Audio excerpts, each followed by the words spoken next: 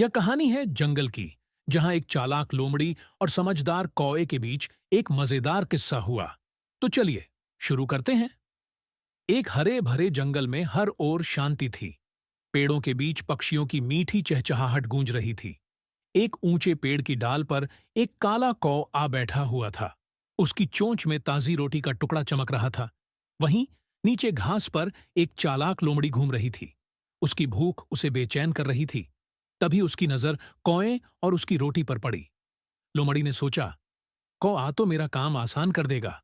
बस उसे थोड़ी मीठी बातों से मना लूंगी।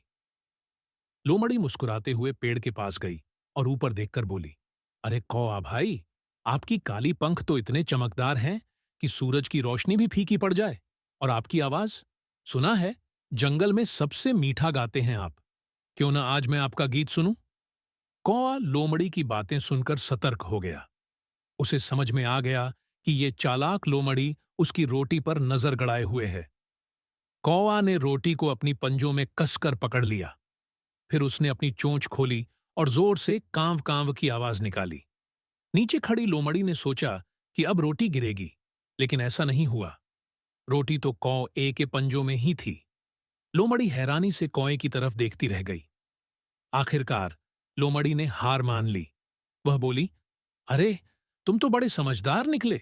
मैं तुम्हें बेवकूफ नहीं बना पाई। कौआ मुस्कुराया और बोला, मीठी बातों पर हमेशा भरोसा नहीं करना चाहिए।